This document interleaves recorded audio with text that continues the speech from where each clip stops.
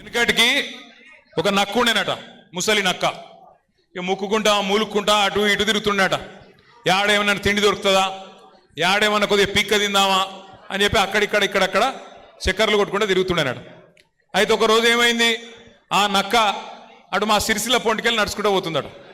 పొంగ పొంగ మా దగ్గర బాగా, మా గూడూరు ప్రవీణ్ అని ఇక్కడనే ఉన్నాడు, ఎక్కడనో ఇగో అక్కడ మా దగ్గర పద్మశాలి సోదరులు బాగుంటారు. మా వాళ్ళు ఏం చేస్తారంటే ముందు బట్ట నేస్తారు, ఆ తర్వాత డైయింగ్ చేస్తారు. అటెనక దాన్ని మళ్ళీ ఎండబెట్టి మొత్తం మంచిగా సాఫ్ సఫాయి చేసి ఆఖరికి మొత్తానికి మార్కెట్లో అమ్ముతారు.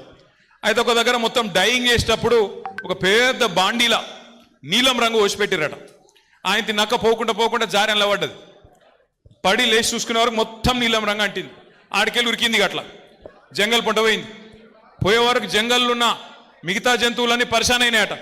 ఇదేమో కొత్తగా ఉంది, ఏదో నీలం రంగు విచిత్రంగా ఉందని చెప్పి భయపడడం మొదలుపెట్టినాయంట. నక్క కూడా అబ్బాయి ఇదేదో మంచిగా ఉన్నదని చెప్పి నక్క కూడా చెప్పిందట వాడికి, నన్ను దేవుడు పంపిండు, పైకెళ్ళి పంపిండు, ప్రత్యేకంగా పంపిండు, అందుకే నేను ఇట్లున్నా, మీకు ఏం కావాలంటే అది నేను చేస్తా, మీరు అందరు కూడా రేపటి నుంచి నా నాయకత్వాన్ని ఆమోదించండి, నన్ను రాజును చేయండి అన్నారట. అంటే వీళ్ళందరూ కూడా కరెక్టే, పాపం దేవుడు పంపిండు కదా అని చెప్పి ఆ నక్కని తీసుకుపోయి సింహాసనం మీద కూర్చోబెట్టిరు.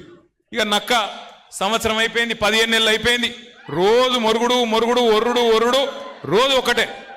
ఆఖరికి 15 నెలలు అయినాక ఒకరోజు వానకాలం వచ్చింది. ఆ నక్క టైం బాగలేక బయటికి పోయింది, ఆయన వాన షురువు అయింది. రాళ్ళ వాన కొట్టింది, సంపుడు చంపే వరకు రాళ్ళ వాన. ఏమవుతుంది వానలో, రంగంత పోయింది. రంగంత పోయి ఆయన నక్క చూసుకోలేదు, తిరిగి మళ్ళీ వాపసు వచ్చింది.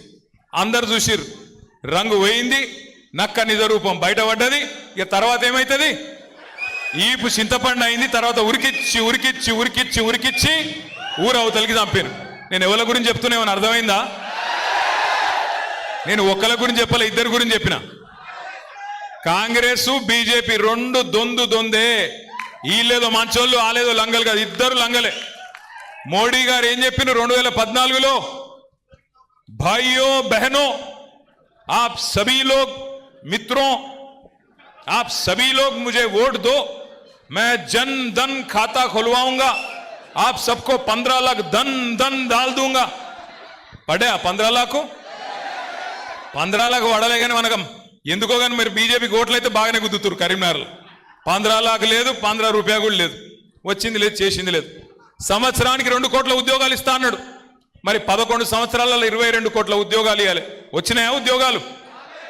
రాలే. అక్కడ ఆ మోసం, ఇక్కడ 6 గ్యారంటీలు, 420 హామీలు, 420 మాటలు, ఇక్కడ ఈ మోసం. అందుకే నేను చెప్పిన నక్క కథ ఒక కాంగ్రెస్ గురించో రేవంత్ రెడ్డి గురించో కాదు, ఇద్దరి గురించి. కాంగ్రెస్ బీజేపీ ఇద్దరు మోసగాళ్ళే. ఈ మోసం నిన్నీయాల చాలైంది కూడా కాదు.